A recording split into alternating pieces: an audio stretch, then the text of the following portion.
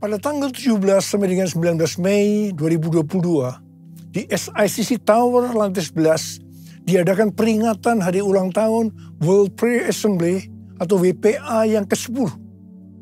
WPA yang pertama diadakan di SICC, Sentul International Convention Center, pada tahun 2012 dengan tema The New Wave is Coming. Ayat emasnya dari Habakuk 2 ayat 14 yang berkata, sebab bumi akan penuh dengan pengetahuan tentang kemuliaan Tuhan, seperti air yang menutupi dasar laut. Pengertian yang saya dapatkan adalah bahwa WPA tahun 2012 yang pertama ini mendeklarasikan akan datangnya suatu gelombang yang baru dari pencurahan Roh Kudus. Ini akan terjadi secara besar-besaran dan akan memenuhi seluruh bumi. Setelah WPA yang pertama ini selesai, saya masuk dalam proses Tuhan selama sekitar 6 bulan. Saya baru tahu bahwa ini merupakan persiapan bagi saya untuk mendeklarasikan tentang dimulainya Pentakosta yang ketiga dalam konferensi Empower 21 di SICC Indonesia pada tahun 2013. Jadi sekitar 1 tahun setelah diadakannya WPA yang pertama. Saya baru mengerti bahwa Habakuk 2 ayat 14 yang berkata, sebab bumi akan penuh dengan pengetahuan tentang kemuliaan Tuhan, seperti air yang menutupi dasar laut. Itu sebenarnya merupakan dasar pengertian tentang Pentakosta yang ketiga. Pengertian Pentakosta ketiga adalah sebagai berikut. Pentakosta ketiga adalah pencurahan Roh Kudus yang dahsyat di zaman ini, melebihi yang terjadi di Azusa Street. Pentakosta ketiga akan mengakibatkan penuhan jiwa yang terbesar dan yang terakhir sebelum Tuhan Yesus datang kembali. Pentakosta ketiga akan membangkitkan generasi Yeremia, yaitu anak-anak muda yang dipenuhi Roh Kudus, cinta mati-matian kepada Tuhan Yesus, tidak kompromi terhadap dosa, dan akan bergerak untuk memenangkan jiwa. Pentakosta ketiga lahir di Indonesia dan bergerak ke bangsa-bangsa. Gerakan ini dari timur ke barat dan akan kembali ke Yerusalem. Pentakosta ketiga akan memberikan kuasa untuk menyelesaikan amanat agung. Dan setelah itu Tuhan Yesus datang kembali. Karena itu pengertian yang Tuhan berikan tentang hari ulang tahun WPA yang ke-10 ini adalah bahwa hari ulang tahun WPA yang ke-10 ini merupakan gong dimulainya pencurahan Roh Kudus yang dahsyat dari Pentakosta yang ketiga. Ini berarti masa penuhan jiwa yang terbesar dan yang terakhir sedang terjadi. Pada waktu Tuhan Yesus ditanya oleh murid-muridnya tentang tanda kedatangannya dan tanda kesudahan dunia ini, Tuhan Yesus menjawab, dan salah satunya terdapat dalam Matius 24 ayat 14 yang berkata, dan Injil kerajaan ini akan diberitakan di seluruh dunia menjadi kesaksian bagi semua bangsa.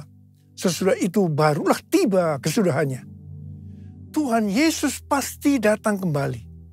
Karena itu Tuhan Yesus memberikan amanat agung kepada kita, agar kita pergi dan menjadikan semua bangsa sebagai murid Tuhan Yesus. Untuk menyelesaikan amanat agung, tidak bisa dengan kekuatan sendiri, tetapi harus dengan kuasa Roh Kudus. Hal ini seperti pesan terakhir dari Tuhan Yesus sebelum naik ke sorga kepada murid-muridnya. Di mana ini juga pesan kepada kita semua sebagai murid-muridnya. Yang terdapat dalam Kisah Para Rasul 1:8 yang berkata, tetapi kamu akan menerima kuasa kalau Roh Kudus turun ke atas kamu, dan kamu akan menjadi saksiku di Yerusalem dan di seluruh Yudea dan Samaria dan sampai ke ujung bumi. Setelah Tuhan Yesus terangkat ke sorga, 120 murid berkumpul di kamar loteng di Yerusalem. Apa yang mereka lakukan? Mereka semua bertekun dengan sehati dalam doa bersama-sama. Jadi mereka berdoa, memuji dan menyembah Tuhan dalam unity siang dan malam. Ini adalah prinsip restorasi Pondok Daud. Ini adalah prinsip menara doa. Setelah 10 hari mereka melakukan ini, pada hari raya Pentakosta, Roh Kudus turun memenuhi mereka. Mereka diberi kuasa untuk menyelesaikan amanat agung. Peristiwa ini disebutkan sebagai Pentakosta yang pertama. Pentakosta yang pertama ini dahsyat. Mengapa? Karena dalam kurun waktu beberapa ratus tahun, sekitar 70% dari dunia yang dikenal pada waktu itu yaitu yang berada di bawah pemerintahan Kekaisaran Romawi, menjadi Kristen. Pertanyaannya, apakah amanat agung sudah selesai? Jawabannya, belum. Karena itu pada tahun 1906, Roh Kudus kembali dicurahkan di Azusa Street. Hamba Tuhan yang bernama William Seymour dipakai Tuhan. Peristiwa ini disebutkan sebagai Pentakosta yang kedua. Pentakosta yang kedua ini juga dahsyat. Mengapa? Karena melahirkan gerakan Pentakosta dan karismatik. Saat ini ada sekitar 700 juta orang yang diberdayakan oleh Roh Kudus. Pertanyaannya, apakah amanat agung sudah selesai? Jawabannya, belum. Karena itu hari-hari ini Roh Kudus kembali dicurahkan dengan dahsyatnya. Peristiwa pencurahan Roh Kudus ini disebutkan sebagai Pentakosta yang ketiga. Saya percaya dengan Pentakosta yang ketiga ini, amanat agung akan selesai. Dan Tuhan Yesus datang kembali. Perlu diperhatikan bahwa tugas utama kita adalah untuk menyelesaikan amanat agung dengan kuasa Roh Kudus Pentakosta yang ketiga. Curahkanlah kuasa-Mu Tuhan, mujizat terjadi di tempat ini. Curahkanlah kuasa-Mu Tuhan, mujizat terjadi sekarang ini. Curahkanlah kuasa-Mu Tuhan, mujizat terjadi di tempat ini. Curahkanlah kuasa-Mu Tuhan, mujizat terjadi sekarang ini. Mujizat terjadi sekarang ini. Mujizat terjadi sekarang ini. Melalui hari ulang tahun WPA yang ke-10 ini, Tuhan memberikan 3 pesan yang sangat kuat. Pesan yang pertama, Rick Riding, hamba Tuhan dari Menara Doa Sukat Halel Yerusalem, memberikan kunci antik dari kota tua Yerusalem kepada saya. Rick Riding bernubuat bahwa kunci antik ini dari kota tua Yerusalem ini untuk mengakui bahwa Tuhan telah menaruh kunci Daud di atas bahu saya untuk membuka pintu gerbang agar kemuliaan Tuhan bisa kembali ke Yerusalem dari timur, dalam hal ini dari Indonesia. Kalau saya berbicara tentang kunci itu diberikan kepada saya, itu berarti Tuhan berikan kepada kita semua. Nubuatan ini sesuai dengan nubuatan dari Cindy Jacob yang diucapkan di SICC pada tahun 2018 dalam konferensi Empower 21. Cindy Jacob bernubuat bahwa saya atau kita semua adalah messenger of the third Pentecost. Gerakan ini dari timur ke barat dan akan kembali ke Yerusalem. Saya percaya hari-hari ini gerakan dari Pentakosta ketiga sedang bergerak dari timur ke barat dan akan kembali ke Yerusalem. Haleluya! Pesan yang kedua adalah pesan mengenai hari Pentakosta tahun 2033 yang diperkatakan oleh 3 hamba Tuhan yang mewakili 3 aliran kekristenan, yaitu Pentakosta, Baptis, dan Anglican. Billy Wilson dari aliran Pentakosta mewakili Empower 21 dan Oral Roberts University atau ORU menyampaikan visi dari Empower 21. Dia mengatakan bahwa setiap orang di muka bumi ini akan diberi kesempatan untuk mengalami perjumpaan secara otentik dengan Tuhan Yesus Kristus melalui kuasa dan kehadiran Roh Kudus di hari Pentakosta tahun 2033. Wow!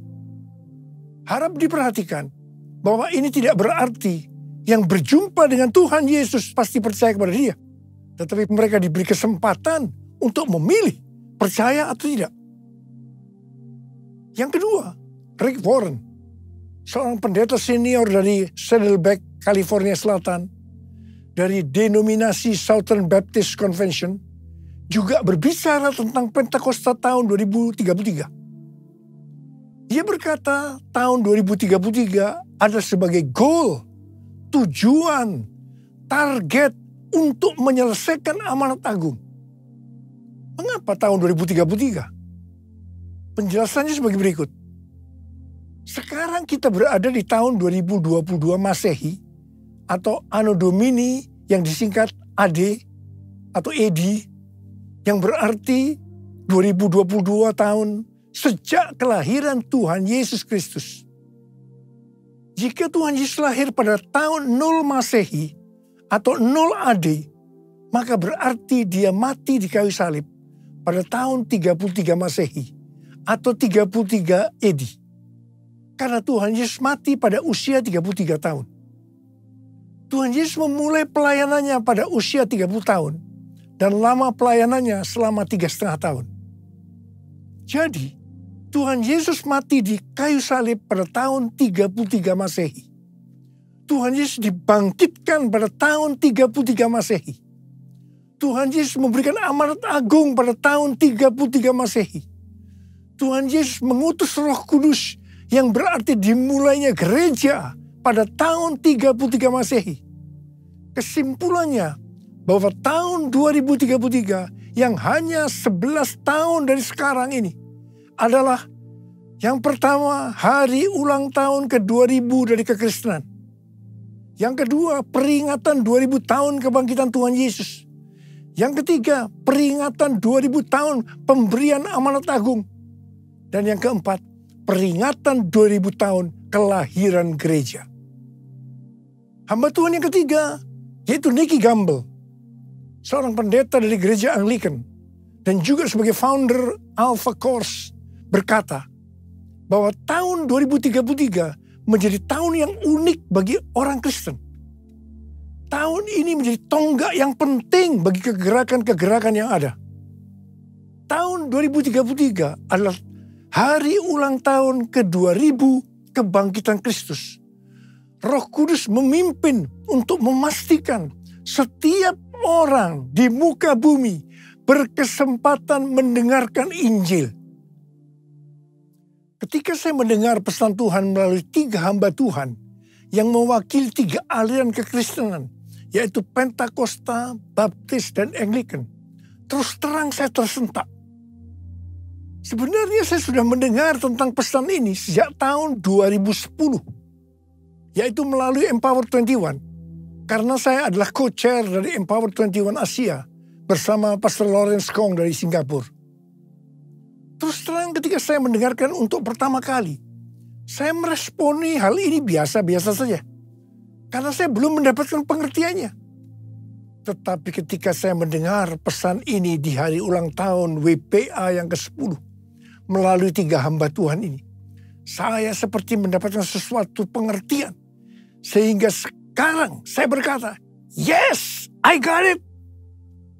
Saya langsung diingatkan oleh Tuhan sebuah ayat. Ketika Tuhan Yesus ditanya oleh murid-muridnya, apa tanda kedatanganmu?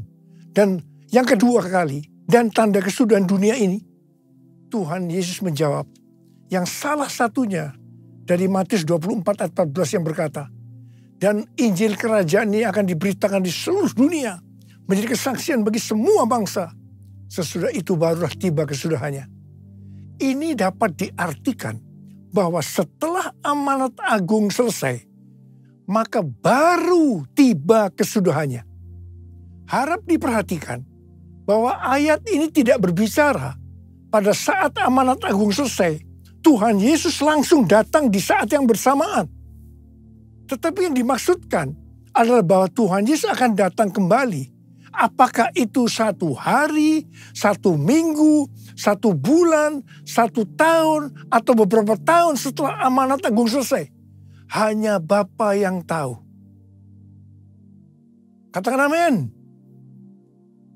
Yang pasti, Pentakosta tahun 2033 yang berarti 11 tahun lagi, Ini merupakan pemicu supaya kita lebih sungguh-sungguh, lebih serius untuk melakukan tugas utama kita, yaitu untuk menyelesaikan amanat agung. Yang saya rasakan bahwa hari-hari ini hati saya lebih berkobar-kobar untuk menyelesaikan amanat agung. Saya berdoa agar kita semua yang sudah mendengarkan pesan ini akan berkata, "Yes, I got it. Jesus, I believe in you. Jesus, I belong to you. You're the reason that I live, the reason that I sing. Jesus, I believe in you. Jesus, I belong to you. You're the reason that I live, the reason that I sing. With all I am, I will worship you. I will worship you. I will worship you, Jesus. Jesus. Jesus.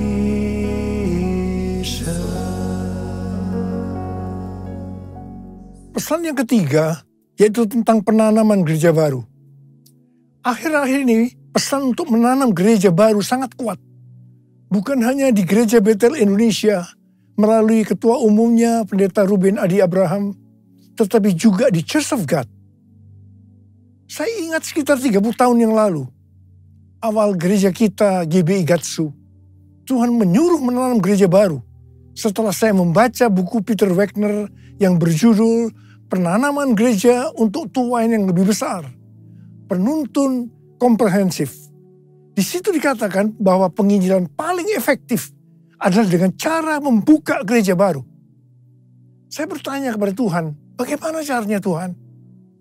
Tuhan memberikan tuntunan agar dalam membuka gereja baru itu, kelompok intinya dari cell group yang saat itu bernama Family Altar. Jadi 5 Family Altar menjadi satu gereja baru. 7 Family Altar menjadi satu gereja baru.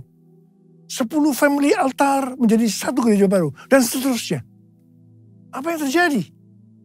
Dalam kurun waktu sekitar 1,5 tahun, kita menanam lebih dari 200 gereja baru. Ternyata setelah itu, banyak dari gereja-gereja lain juga mengikuti menanam gereja baru. Terjadi persaingan yang sehat maupun tidak sehat dalam menanam gereja baru. Singkat cerita, lama-kelamaan visi membuka gereja baru makin lama makin kabur. Dan banyak cara-cara yang dipakai sudah tidak sesuai lagi dengan firman Tuhan. Akhirnya, melalui pandemi, penanaman gereja baru dengan cara-cara seperti itu dihentikan oleh Tuhan. Setelah 2 tahun pandemi, COVID-19 terjadi. Tiba-tiba Tuhan berbicara lagi agar menanam gereja baru. Dan goalnya adalah menjadikan mereka sebagai murid Tuhan Yesus. Jadi kalau dulu yang dipikirkan hanya jumlah jemaat yang ikut ibadah hari Minggu saja, tanpa memperhatikan kualitas kehidupan sebagai orang-orang Kristen. Sekarang justru Tuhan menekankan tentang pemuritan untuk menyelesaikan amanat agung melalui penanaman gereja baru. Saya mengajak saudara untuk melakukan perintah Tuhan ini, yaitu menanam gereja baru dengan goal menjadikan mereka sebagai murid Tuhan Yesus. Kita harus menyelesaikan amanat agung Tuhan Yesus, dan setelah itu Tuhan Yesus datang kembali. Maranatha. Kita sudah mendengar pesan Tuhan yang Tuhan sampaikan kepada kita. Saya mau berdoa buat saudara agar Tuhan mengurapi kita semua. Dan pengurapan itu akan mengajar kepada kita apa yang harus kita lakukan. Kita akan mengerti. Karena itu mari angkat tangan kita. Katakan bersama-sama. Yesus, Yesus, Kau berarti bagiku. Yesus, Yesus, Kau segalanya bagiku. Panggil nama Yesus. Yesus, Yesus, Kau berarti bagiku. Yesus, Yesus, Kau segalanya bagiku. Kau segalanya bagiku. Kau segalanya bagiku. Mari kita berbahasa roh. Yang sudah berbahasa roh, kita berbahasa roh. Yang belum berbahasa roh, jangan diam. Katakan haleluya. Haleluya. Horiala basyakara bara bara bara bara bara bara. Horala bara bara bara bara bara. Bapa, curahkan pengurapan-Mu buat kami semua. Pengurapan itu akan mengajar kepada kami. Kami akan menangkap benar-benar pesan-Mu ya Tuhan hari ini. Terima pengurapan Tuhan, terima. Kami terima pengurapan-Mu Tuhan, kami terima pengurapan-Mu. Kami terima pengurapan-Mu ya Tuhan, kami terima. Oh, oh Tuhan terima kasih, Tuhan terima kasih. Tuhan terima kasih, Tuhan terima kasih. Terima kasih dalam nama Yesus. Sekarang terimalah berkat Tuhan. Kasih karunia yang berlimpah-limpah daripada Allah Bapa dalam Anak yang tunggal Yesus Kristus. Persekutuan yang manis dengan Roh Kudus menyertai saudara mulai hari ini. Sampai Tuhan Yesus datang menjemput kita di awan-awan dan bahkan sampai selama-lamanya. Yang percaya bersama-sama katakan, Amin.